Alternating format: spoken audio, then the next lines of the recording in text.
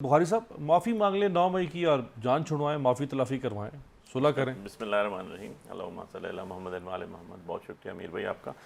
देखें किस चीज़ की माफ़ी मांगे। गवर्नमेंट का ये एलामिया जो है जी, जो इनका नरेटिव था 9 मई के अलावा आपने कभी किसी प्रोग्राम में इनसे कोई और बात सुनी, कोई कंस्ट्रक्टिव बात की हो इन्होंने, कोई पॉजिटिव बात की हो? ये तो आपका जो ये नरेटिव था भाई, ये ख़त्म हो चुका है। लोगों ने इसको जो है डस्टबिन में फेंक दिया है। उसकी वजह यह है कि आपको 8 फरवरी 2024 में इबरतनाक शिकस्त हुई है। आप 17 सीटों से बैठे हुए हैं, आपको तो चौथे नंबर की पार्टी भी नहीं है। इलेक्शन 9 मई के बाद हुआ था जी, ऑब्वियसली जी 2023 के बाद हुआ, तो आपका नैरेटिव तो ये खत्म हो चुका। अब मैं आपसे एक लीगली बात करता हूँ, एज अ लेमैन बात कर रहा हूँ आपसे। यार उसमें कंप्लेनेंट कौन है? SHOs, पुलिस, PWs कौन है? मैं तो खुद उस पर वकील हूँ ना, शाह साहब का, शाह महमूद साहब का, पुलिस। अच्छा, ट्रायल किधर हो रहा है? कोर्ट्स के अंदर। कोर्ट्स में ट्रायल के अंदर कितने कन्विक्ट हुए अभी तक जो एंटी टेररिस्ट कोर्ट के अंदर है? चलान किसे सबमिट करना था? प्रोसिक्यूशन, गवर्नमेंट ने। सब चीज़ तो आपके पास है भाई। आपको हमने एक नहीं, दो नहीं, डजन्स के हिसाब से हमने एप्लीकेशंस मूव की बिफोर द कोर्ट्स। हमने वो रिट्स की कि आपके पास CCTV फुटेज है, सारे के सारे जितनी जगहों को आप एलेज्ड करते हैं वो सारी की सारी बड़ी सेंसिटिव जगह, उनके सब पे CCTV फुटेज मौजूद थे। तो यार ले आए आप। आज तक किसी भी, जो उसको हम कहते हैं ना कोर्ट फाइल, जिसको हम अपनी ज़ुबान में मिसल कहते हैं, उसके साथ कोई CCTV फुटेज का रिकॉर्ड नहीं है। तो ये बैठ के कह देते हैं कि इन्होंने किया। भाई मैं कहता हूँ आपने करा दिया भाई, आपके बंदे थे वो, आपके बंदों ने चेंज किया वो था अपना गेटअप पार्टी का, और आके हमारे साथ जो वहाँ हमारे मत्थे लगा दिया आपने। मैं ये कह रहा हूँ, तो क्या ये प्रूव कर सकते हैं? क्या ये प्रूव कर सकते हैं? मैं कहता हूँ ये आपके लीडर नवाज शरीफ साहब मास्टरमाइंड थे सारी चीज़ के, मरियम साहबा ने की।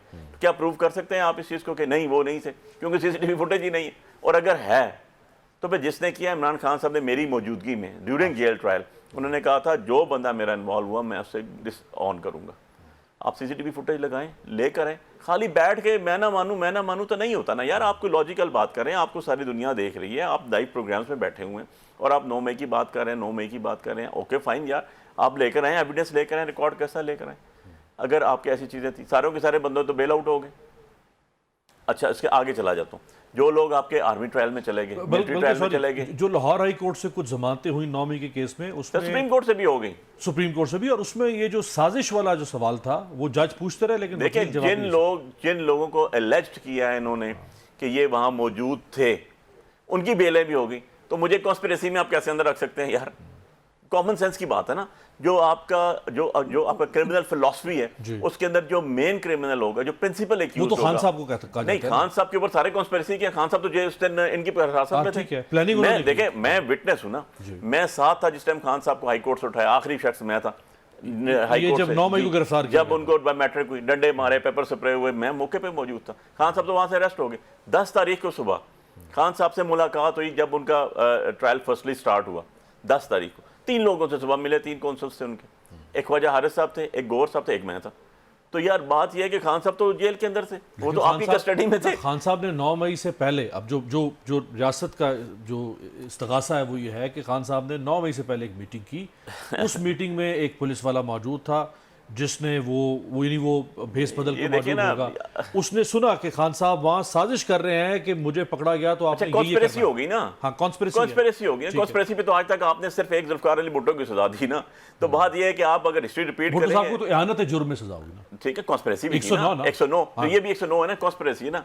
ये कोई बैडमिंटन उसमें आप लेके जा रहे हैं। अच्छा, इससे आगे चला जाता हूँ एक स्टेप। एक और शख्सियत है जो जेल में 2 साल से, जिसका नाम है शाह महमूद कुरैशी साहब। वो तो कराची थे। उनकी वाइफ का जो है वो ऑपरेशन था, मैं उनका कौंसल था, मैंने डॉक्यूमेंट्स प्रोड्यूस किए।